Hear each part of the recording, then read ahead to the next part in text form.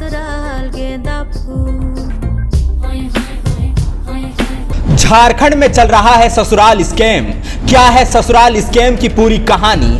ससुराल स्कैम में कौन कौन लोग हैं शामिल? आखिर झारखंड में किसने किया ससुराल स्कैम? झारखंड में ससुराल स्कैम चल रहा है। झारखंड में भ्रष्टाचार की हर स्याह कहानी के पीछे एक ससुराल पक्ष है। पता लगाना बाकी है कि ससुराल में स्कैम है या स्कैम में ही ससुराल है। झारखंड में ससुराल स्कैम को यदि किसी वेब सीरीज की कहानी का प्लॉट मान लें तो इसमें दामाद के अलावा सास, पत्नी, सलहज, ससुर, साला और बहनोई मुख्य किरदार हैं। नौकरशाह हो या राजनेता, सब पर ससुराल भारी है। समझ पाना मुश्किल है कि ससुराल पर इतनी कृपा बरसी ही क्यों।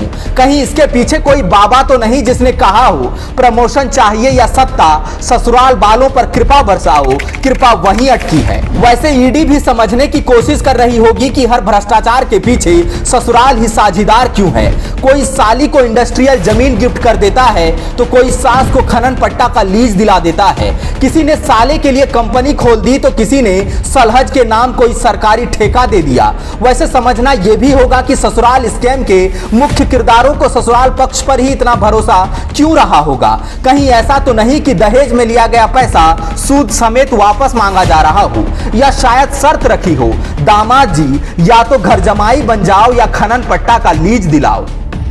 मुख्यमंत्री हेमंत सोरेन पर ही साली को आर्थिक फायदा पहुंचाने का आरोप लग चुका है।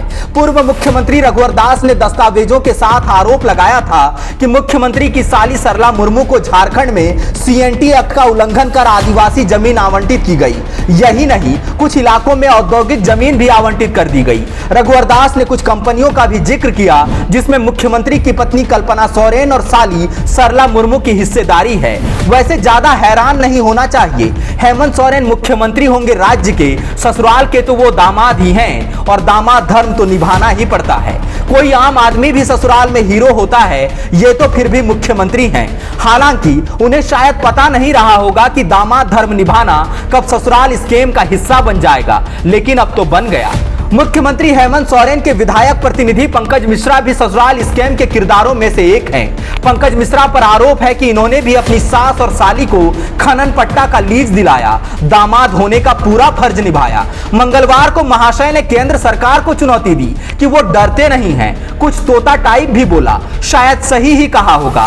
दामाद होने का फर्ज निभाना कब से गलत हो गया, लेकिन महाराज 2 किलो लौंगलता ससुराल ले जाते, चाट भंडार के समोसे के साथ सबका मुंह मीठा कराती। किसने कहा था कि ससुराल वालों को खदान ही गिफ्ट कर दो?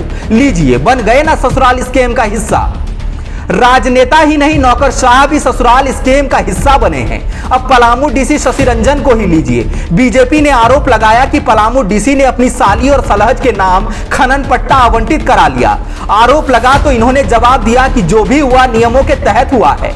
बताइए, ससुराल मोह से उपायुक्त भी नहीं बच पाए, ससुराल स्कैम का हिस्सा बन बैठे। आखिरकार कहा कि वो खनन पट्टा सरेंडर कर देंगे। वैसे चिंता है कहीं ससुराल वाले दामाद से नाराज ना हो जाएं।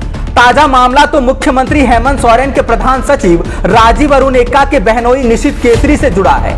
दरअसल मंगलवार को मुख्यमंत्री हेमंत सोरेन के प्रधान सचिव राजीव अरुण एक्का के बहनोई निशित केसरी के आवास पर ईडी की टीम ने छापेमारी की है। निशित केसरी झारखंड के नामचीन बिल्डर्स में से एक हैं।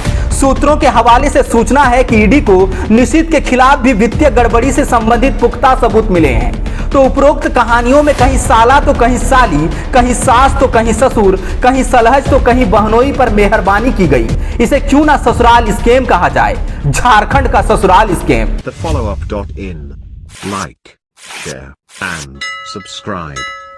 www.thefollowup.in